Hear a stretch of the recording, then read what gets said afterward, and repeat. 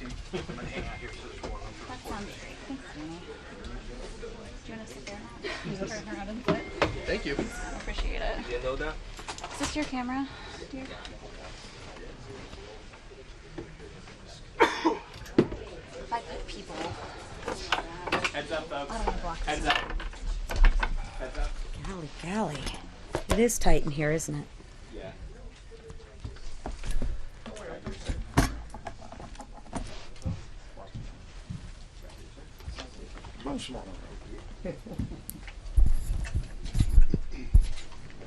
Sensitive. Well, good morning, everybody.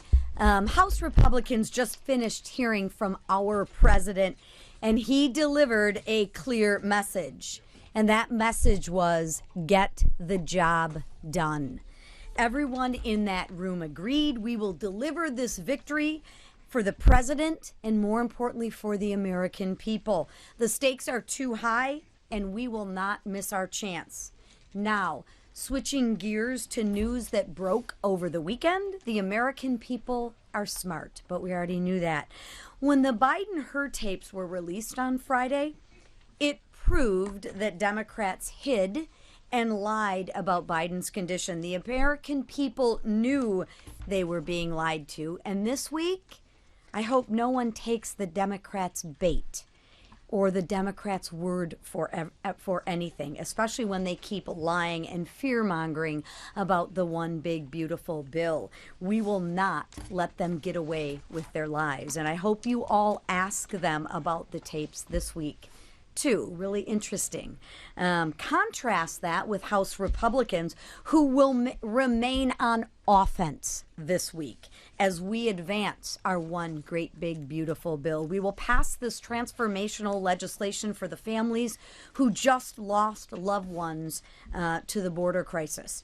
Families like Lincoln Riley and Rachel Morin, who were both killed by violent, illegal immigrants, like Zach Cullen, who lost his life to fentanyl, and Agent Raul Gonzalez, who lost his life pursuing an illegal immigrant near the border. This historic opportunity to secure our border and make our communities safer. This bill provides technology to improve border enforcement. This bill provides resources to support border patrol agents that they so desperately need. This bill provides funding to deport more violent illegal immigrants and materials to finish the wall. We have an opportunity right now before us to make generational investments in the safety of our communities. Let's close the floodgates and remove those that never should have been here in the first place. But let's not forget some of what other wins are in our bill and what's at stake, like the people and the mom and pops, the businesses that are facing historic tax increase if we don't get this bill done.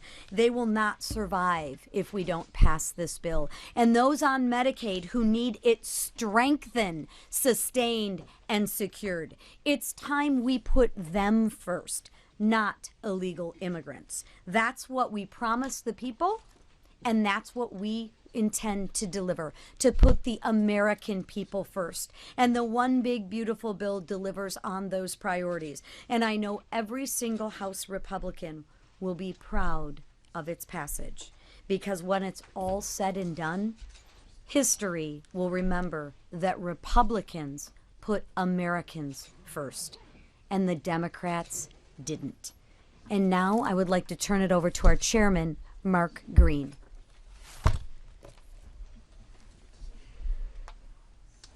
Thank you, Speaker. Joe Biden, Kamala Harris, and Alejandro Mayorkas's reckless disregard for the rule of law created an historic border crisis. Under the Biden and Harris administration, 13 million inadmissible aliens poured into our country, overwhelming Border Patrol and CBP officers, wasting billions of taxpayer dollars, and of course, throwing many of our communities into chaos. Illegal gang activity, influx of fentanyl. You've heard us talk about it before. I saw an article the other day from one of you guys, 60% decrease in the murder rate in one city where ICE had removed the gang members. After 4 years, the American people were sick of it, they're tired of it, and of course, they gave Republicans the trifecta because we put them first. As of April, Southwest border encounters were down over 90%, and that's down from the lowest point in the previous administration. And that lowest point happened not because of anything that the Biden administration had done. That lowest point happened because of what Texas did with Operation Lone Star. But even from that point, it's down 90% in April, the best numbers we've had ever in the history of this country, and that's because of the actions of this president, who delivered on his promise to secure the border and enforce our laws.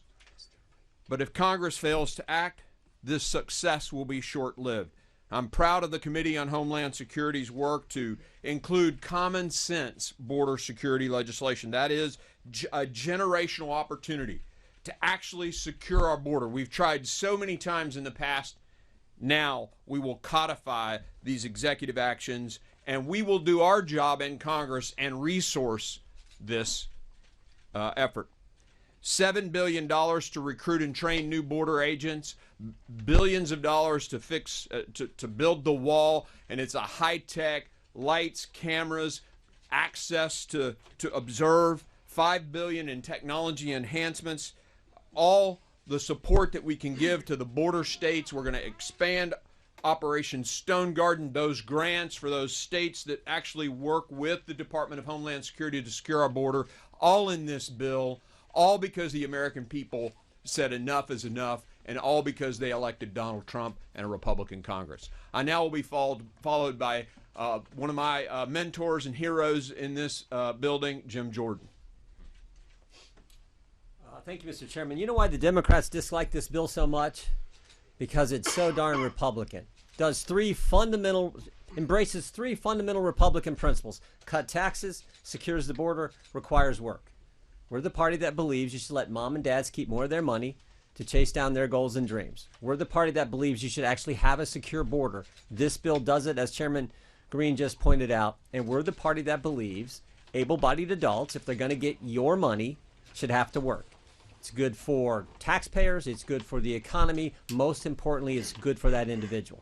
This bill embraces three fundamental principles of our party. That's why I think it's really important that Republicans lean in and go tell the American people how important this legislation is, how it keeps faith with what we told the voters we were going to do last November, why they elected us, and it's right on point. So I'm confident we're going to get there this week, get the votes that we need to get this thing passed, because it does the things we said we were going to do. And with that, I yield to the chairman of the Ways and Means Committee, Chairman Smith. Thank you, Jim. President Trump promised and delivered, and now the House will too.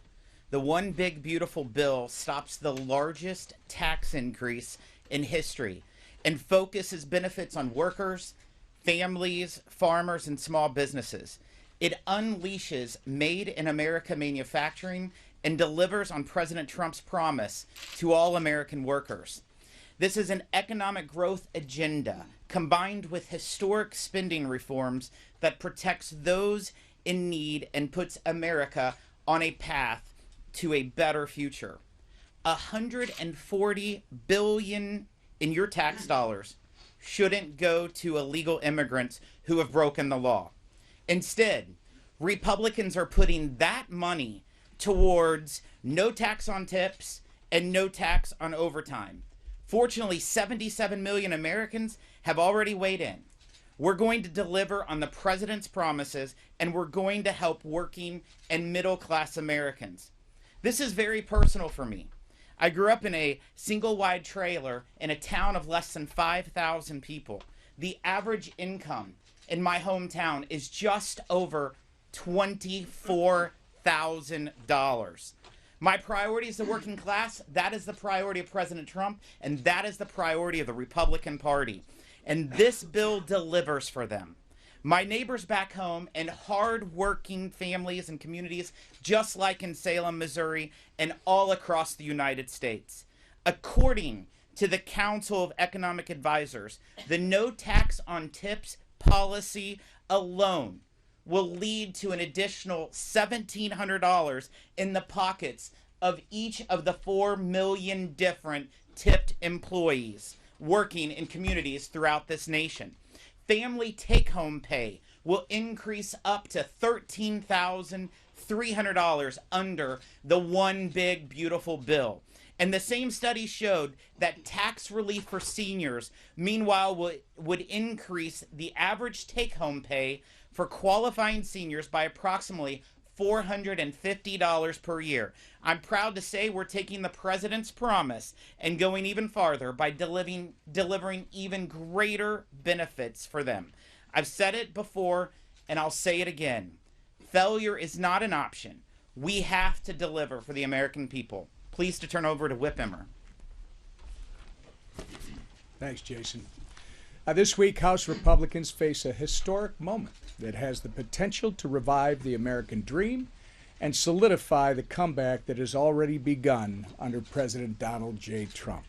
From our nation's farmers to police officers working 60 hours a week, from America's top manufacturers to small businesses on Main Street, our One Big Beautiful Bill holds promise for every American. In fact, nearly 1,000 organizations have already expressed support for the policies within the bill. The Job Creators Network described our reconciliation bill as, quote, exactly what the country needs to jumpstart the economy and guarantee the safety and prosperity of Americans for decades to come, end quote. The National Association of Manufacturers said of this landmark legislation, quote, we need certainty now, and this is the moment to deliver one big, beautiful bill that lets us compete and win, end quote. Their warning could not be more true. The time to get this done is now. Not only does this legislation make the 2017 Trump tax cuts permanent and implement no tax on tips and overtime pay, it also unleashes American energy, cuts waste, fraud, and abuse, and allows President Trump to continue his successful deportation and border security operations. And that's only naming a handful of things this bill accomplishes. Our reconciliation bill delivers on President Trump's America First agenda, and it does so while saving the American people over $1.6 trillion. The One Big Beautiful Bill is truly a once-in-a-generation chance to get America back on track. House Republicans must seize this opportunity, and quickly. As my good friend Jason Smith just said, failure is not an option. With that, I turn it over to our leader, Steve Scalise. Thank you, Whip. Well, this morning, President Trump had a strong and clear message to a packed House Republican conference. And that is after months of long, intense discussions over really important differences and issues. This One Big Beautiful Bill has come through the committee process, and it's time to end the negotiations, unify behind this bill, and get it passed on to the Senate. And what President Trump really talked about was the things that we all talked about during the campaign. How important it was to prevent a tax increase on working class families. Low and middle income families would see a large, painful tax increase if this bill were not to happen. And look, we all know every Democrat's going to vote no. They've bragged about it. They are fighting tooth and nail to stop us from preventing a tax increase. Democrats also made it clear they want open borders, and they sure don't want the provisions of this bill, as Chairman Green and Chairman Jordan talked about, that will give our Border Patrol agents the tools they've been asking for years to finally have the technology to be able to compete with the drug cartels and have better tools than the cartels of Mexico have to secure our border, to complete construction of the wall, to deport criminals who came to America to harm our citizens. And President Trump is finally following through on that promise to secure our border, but he needs more tools to do it. Something we also ran on was producing more energy in America. And this bill reverses the Biden era policies that shut off American energy, making our country more dependent on hostile nations, giving Putin billions of dollars a month more to fund his war in Ukraine by shutting American energy off. This bill opens it back up again. It generates more money. It generates opportunity for families. It generates higher wages for hardworking taxpayers. It will generate real economic growth to lower inflation, to lower costs at the grocery store, to lower interest rates. All the things that 77 million voters gave us a mandate to go deliver on. I know we've got a few final issues to resolve, but as President Trump said today, it's time to stop the talking and we need action. We need to deliver for those families who have been waiting way too long for the results that are in this one big beautiful bill. A lot of great policies to deliver for those families is just waiting. We're going to deliver this week. We're going to bring the bill. Failure absolutely is not an option. We've got to get this done. And the man leading that charge here in the House, who President Trump had some great words about, is our Speaker, Mike Johnson. Thank you, leader. Thanks to all these great leaders standing behind me. I tell you what, we're in a very good mood this morning. We had an epic time on the Hill. I don't think there's ever been a time when I've been more proud to be a Republican, to be an American. We're on the verge of making history here, and everybody feels it. In that room today with President Trump, it was filled with standing ovations and high energy and high excitement because everybody senses what's happening here. It was a great esprit de corps, and we're blessed to serve under and with a president who understands the necessity of these relationships and is willing to roll his sleeves up and come stand in the trenches to be a part of this excitement of what's happening. From the outset of the budget reconciliation process, we have sought to enact President Trump's full agenda, not just parts of it. And that's why we call it the one big beautiful bill, because really everything is sandwiched into this. The American people were sick of wasteful spending and high inflation and open borders and weakness on the world stage. And you know what we're working towards right now? The opposite of all those things. President Trump has used his executive authority in historic ways to stop much of the bleeding. But Congress has a role and a responsibility to step in at this stage to stitch up and mend those wounds for good. And that's what this legislation is about. We cannot leave the American people waiting or wanting. The one big beautiful bill enshrines into law and funds President Trump's promises. There's a lot of them because we had to make them. Because after the last 4 years, everything was an absolute disaster. So he's promised to cut wasteful spending and save taxpayers' money. Check. That's what we're doing. Make permanent historic tax cuts and prevent the largest tax hike in U.S. history. Check. That's what we're doing. Invest in our national defense and homeland security in a fiscally responsible manner. That too. Reestablish American energy dominance. And basically restore common sense to the government. That's what the American people elected him to do. This bill does all that and so much more. And as a reminder, we're right on schedule. Our House Budget Resolution gave instructions to 11 separate committees in the House to write their portions of the Budget Reconciliation Bill, and they did it right on target. Every instructed committee exceeded those targets, in fact, that they were given through our resolution. That means the committees that were told to spend have spent less, and the committees that were told to save actually found more savings than they were targeting. And the bill delivered more than $1.5 trillion in savings mandated by the budget resolution. That is historic. There's never been anything like it before.